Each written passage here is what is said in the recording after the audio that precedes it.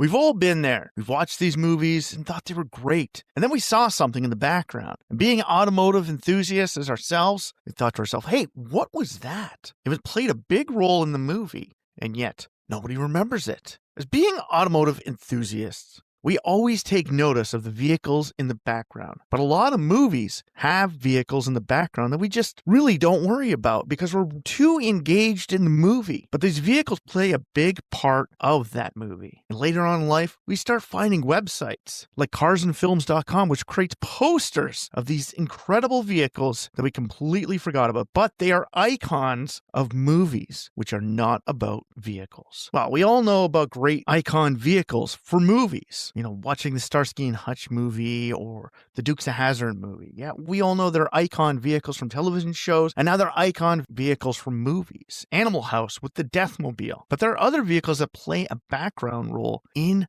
great movies. And with that, today, AutoLooks is going to take a look at some of these background vehicles that we completely forgot about, but are either mentioned or showcased quite often in some of the biggest movies out there. So today, sit back and listen as you learn about some of the best background icon movie cars.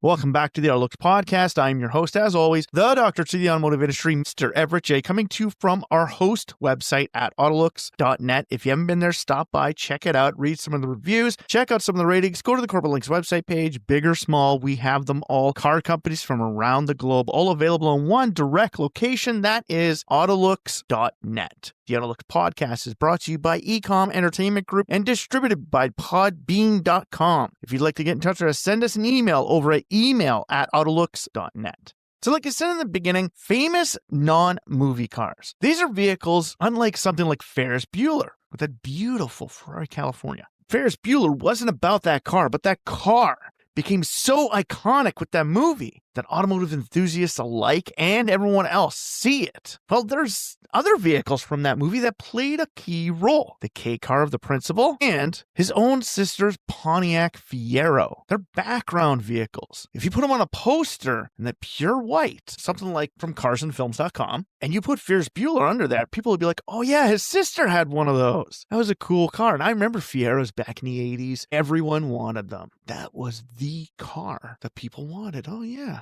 Yeah. But we don't think about these things. And the funny thing is, some of the greatest movies of all time have had some greatest background vehicles. How about a 1934 Duesenberg SJ from The Great Gatsby? Or the 1940 Buick Phaeton Limited convertible from Casablanca? Two great, amazing movies that tons of people have heard about or seen, and yet we never talk about those background vehicles. They're there. They're part of the movie. They're constantly being showcased to us throughout those movies, and yet we can't remember what the hell they were when the movie ends. If I say Back to the Future, everyone, even if you're not an automotive enthusiast, will automatically see the DMC-12 from DeLorean Motor Company. If I say the movie Little Miss Sunshine, you see that Bumblebee-inspired yellow and white Type 2 Volkswagen microbus. Like I said at the beginning, if you say Ferris Bueller, you see the Ferrari, Dukes of Hazzard, Transformers. They all have their icon cars. All we have to do is say the name and you can think of it. If I say one of the biggest musicals from the 1980s, Annie, what comes to mind? But I bet you didn't notice that there's a very famous vehicle that you see at least twice in that movie. And they even call it out. When they say they're going to go see the movie, he says, bring around the Duesenberg.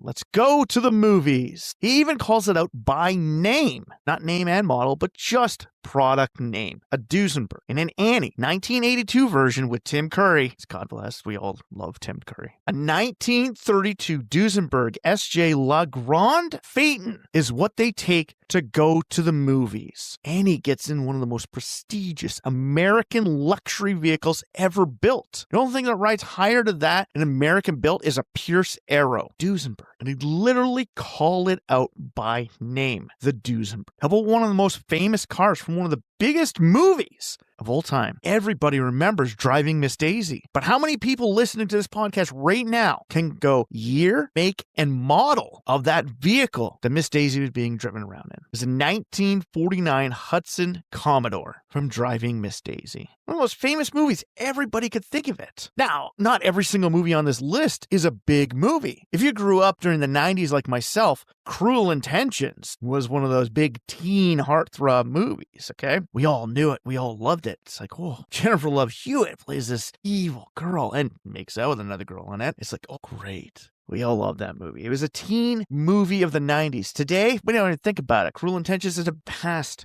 memory. We don't remember it. If I say Cruel Intentions, you'll remember it. But do you remember that they drove around in a 56 Jaguar XK? No. You're just like, oh, it was a cool old car. Or how about this? I just watched this movie with my son, Big Fish. Now, earlier this year, I lost my father. Just going to put that out there to kind of get into this whole Big Fish thing. So watching that movie really hit me hard because literally he's losing his father. Now, he didn't talk to his father. I talked to my dad. And he's learning about all his stories. And at the end of the movie, when he's telling him his story that his dad wants to hear for his last one before he takes his last breath, runs outside and we hop in your old Dodge Charger. 1966 Dodge Charger, bright red, was the car from Big Fish. Now we all remember Ian McGregor. We all remember the great tales. We all remember the movie. But how do many of us remember that bright red Dodge Charger? Hell, if we're talking about red, what about the 1967 Volkswagen Beetle from what movie? What big movie in the 1980s, created by Steven Spielberg, had a 67 Volkswagen Beetle? I'll give you a hint. When they're trying to escape the bad versions of him, Gizmo is sitting next to him in his backpack. He's trying to get him.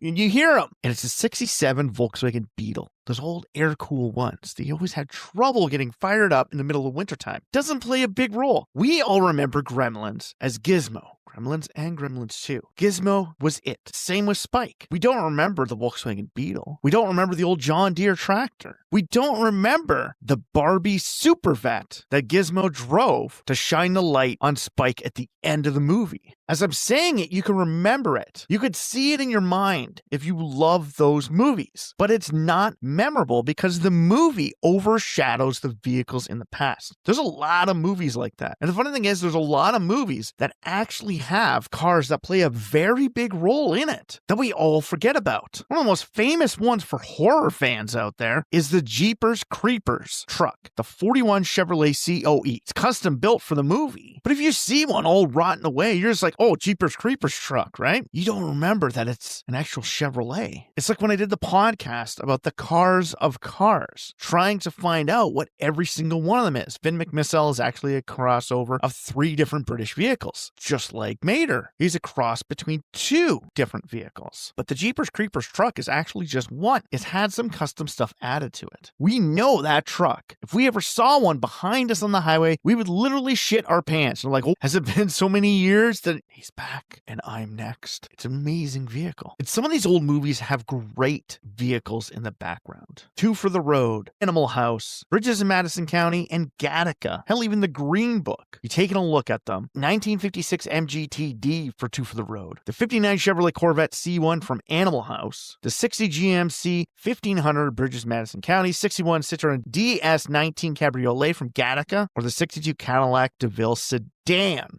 from the Green Book.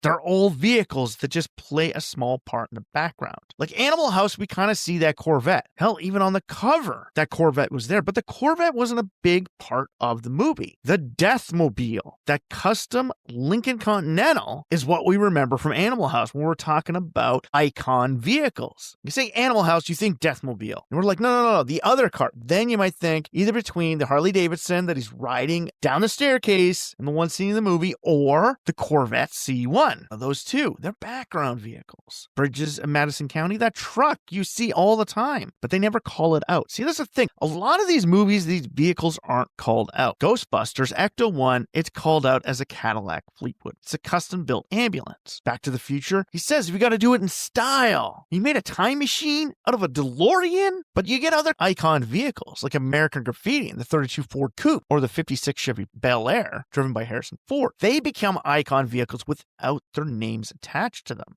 But it's just because we know what they look like. See, custom icon vehicles, or even vehicles with custom or specific paint jobs on them, like the Dukes of Hazzard 69 Charger, or even the 69 Charger from Crazy Mary Dirty Harry. green with the black stripe. Starsky and Hutch, the Gran Torino, red with that white stripe. We see them and we know what they are. They're an icon. We understand them. If we say the car that was in Princess Diaries, will you remember that it was the 67 Ford Mustang convertible? If I say the Mercedes from the Hangover, will you remember that it's a 1969 Mercedes-Benz 280 SE Cabriolet? Beautiful car. If I talk about older movies, how about one of the biggest movies from the 1970s, The French Connection? How many people out there listening were old enough to watch that movie originally? And how many of you seen it because your parents loved it? It was a great movie, The French Connection. But do you remember the car that was driven in it? Do you remember the 1970 Lincoln Continental Mark III? Or do you just remember 1.5 million icon vehicles that ride around in the background that play a big part to the movie? Funniest thing is some of them just get overshadowed. It's the thing, we forget about these vehicles. We forget about the vehicles that ride around in the background. Vehicles from movies like Goodfellas, La La Land, Fear and Loathing in Las Vegas, The Scent of a Woman, hell, even Die Hard has a classic vehicle that rides around in the background. They're there, and they're right in front of us. How about one of the most famous yellow vehicles? And I'm not talking about the Volkswagen Beetle from Transformers, or its Bumblebee Camaro that they made it into. Sorry, but I always saw Bumblebee as the Beetle. I grew up with the cartoon in the 80s. Adam Sandler usually doesn't put a lot of big icon vehicles in his movies, and not a lot of his movies have good background vehicles. You never see them. They're in parking lots or he's standing close to them. But one of his movies had one that stood out big, and that movie was 50 First Dates. Now, can you remember the car from that movie? You see it a lot, and it's also the vehicle that Drew Barrymore drives around all the time. Every single time he's trying to find a way to get to know her. The second they kick him out of the restaurant, he's got to find ways to meet her on the road. And to do that, he has breakdowns, he almost gets run over, he gets beat up, all these funny different things that he puts into the movie just so he can meet her. But she's driving around in a 73 Volkswagen Type 3, or better known as the Volkswagen Thing, but ugly, horrible looking vehicle specifically built for military purposes and then commercially sold to try and get some extra sales. One of the very few high production four-door convertibles of all time as well. The Lincoln Continental from the 60s or even the Imperial back in the day. It's something that we forget about. It's there and it's in front of us. One of my favorite ones is you watch the movie Goodfellas. Now, Goodfellas has a lot of vehicles in it. It's something we're going to be working on for a future podcast, The Cars of Goodfellas. Goodfellas, one of the most memorable background vehicles is during my favorite part. And it's after the very big score. Robert De Niro is like, no, what did I tell you, man? Don't draw attention to yourself. Don't be making any big purchases until I tell you. And the one guy's like, look what I bought for the wife. Got this bright pink Cadillac Coupe de Ville. Bright pink, pearl white interior with a vinyl roof. It's one of those cars that was kind of big back in the day. Now you see a pink like that, you're thinking, well, they must sell for Mary Kay or something. But back then, that's what people liked. And then they had the death scene, and that long musical outro of Layla kicks in, and you start to see all the people getting found that are dead because he got rid of them. They drew attention. And from that scene is one of the most famous background vehicles in a mob movie. Now, not to be confused with the original 1940 Cadillac Series 60 from the Godfather movie, but from Goodfellas, one of the most famous. And there's a lot of Cadillacs. You got to think about it. Cadillac is big in mob movies, and you find Cadillacs across tons of them. Goodfellas, Godfather, hell, even the comedy Analyze This utilizes Cadillacs for the mob in it. And in Goodfellas, the 79 Cadillac Coupe de Ville, bright pink one, is there front and center. And this kid's playing basketball find him and his wife dead inside the vehicle. And it turns into that long drawn out montage from the end of Layla. Now, that song, for me when I hear it, that's what goes through my mind. It's like for some reason, Man for Man, Blinded by the Light, I always see Johnny Depp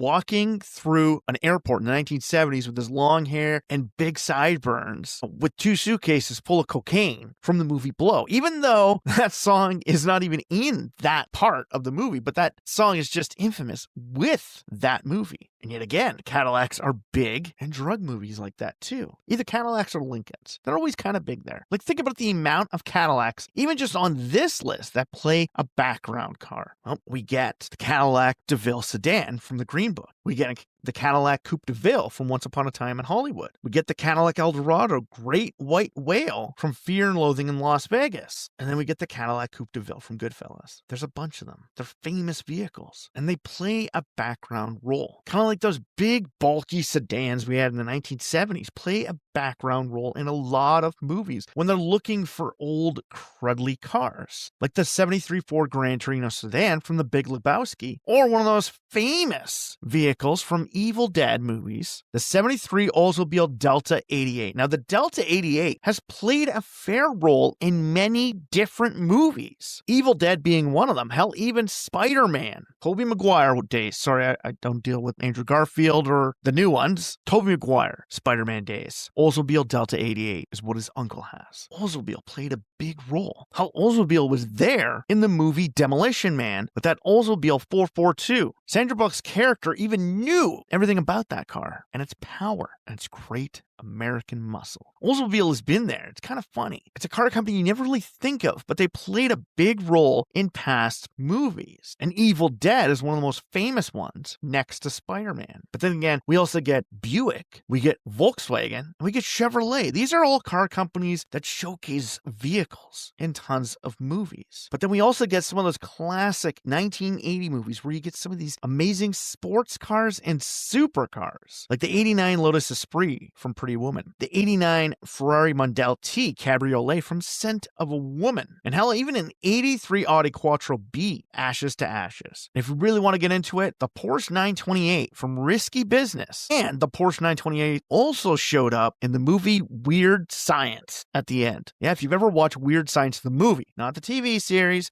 the movie, Porsche 928 shows up at the end of that movie as well. Some of those amazing cars from the late 70s and into the 80s that we all forgot about. We all forgot how big Lotus, Lamborghini, Porsche, Ferrari were in the 1980s, and everybody was striving to get those vehicles. Now, Lamborghini Countach, you'll automatically think Wolf of Wall Street, or Speed Zone, or Cannonball. But a Lotus Esprit? Most people think James Bond, but it was there in Pretty Woman. Hell, you also get other vehicles. A Piaggio AP50, custom made for the movie The Grand Budapest. You get a Freightliner FLC 120 from the amazing movie A Big Trouble in Little Chinatown. Like, go back and watch that movie. It's great. And I don't care what you say about it. It's good. How about some of the background cars, very famous movies that we forget? They even had cars in them. How about the 1991 Ford Mustang GT from Basic Instinct? Or the 67 Chevrolet Corvette C2 convertible from Con Air. They plop these cars into these movies to add something else. You have to remember, the reason why a lot of these background vehicles become part of the movie and become part of background icons is because we need a way to get around. We have to transport ourselves somehow. And if the movie isn't fully based on the vehicle, like Herbie, The Fast and the Furious, Dukes of Hazzard, Vanishing Point, Gone in 60 Seconds, then they're background cars. Some of them are more famous than others. Like, you watch the movie Clueless from the 90s, you don't even remember that there was a vehicle in it. But Alicia Silverstone's character in the movie had an 84 Jeep Wrangler. Guardians of the Galaxy 2, 78 Mustang King Cobra is at the beginning of the movie with his dad.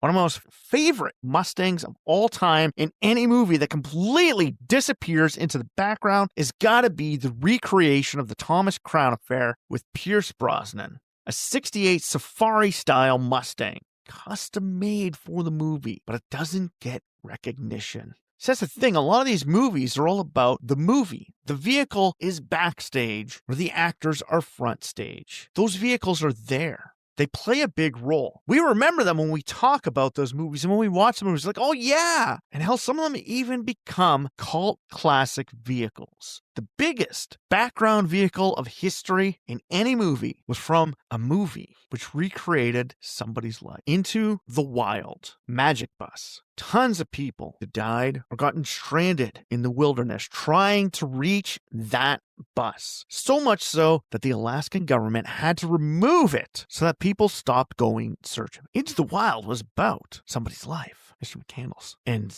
when you think of the movie, you think of everything else. But he's sitting on top of the bus on the original poster. And at the end of the movie, he dies next to that bus. It plays a bigger role than we think. And that's the thing. These vehicles all play a bigger role than we all understand. You go back and you watch the movie Dazed and Confused. And we all remember there's a 70 Pontiac GTO Judge in it. You watch the Saint movie and you knew a Volvo was going to go in there, but not the original. No, they threw in a 97 Volvo C70. Hell, Fear and Loathing in Las Vegas has 3. It's got a Cadillac, it's got a Chevrolet, and it even has a Plymouth Satellite police car. Not a big movie for cars. Pulp Fiction has cars in it. Harold Maude, Big Lebowski, Life on Mars, The Driver. A series of unfortunate events, they all contain background vehicles. We all forget about these background vehicles, but when we go back and watch the movie, we take notice of what's there. Not all of us can name them. That's the thing. They're vehicles that get pushed behind the limelight because they're not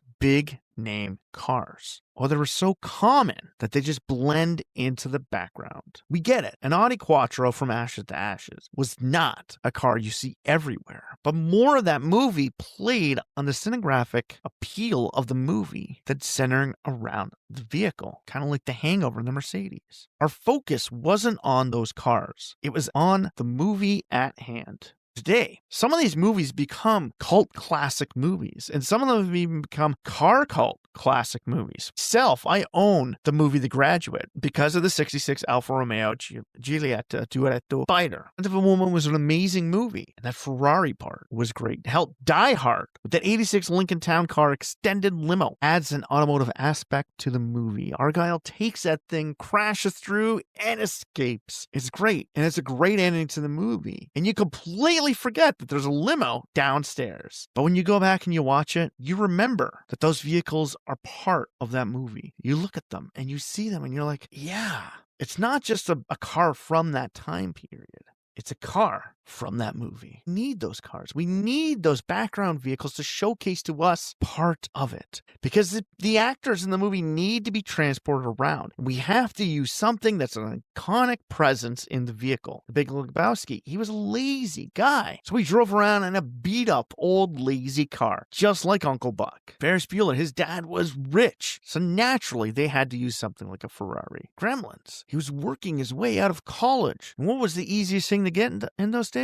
A Beetle. They're part of the movie. They're an icon of those movies. And with it, we all remember the amazing vehicles from the past. The only thing is, we need to remember those vehicles for our future. So if you like this podcast, please like, share, or comment about it on any major social feeds or streaming sites that you've found the AutoLooks podcast on. Like us, share us, comment about us. Go out and send a comment on the bottom of it. Tell us what you think of this podcast.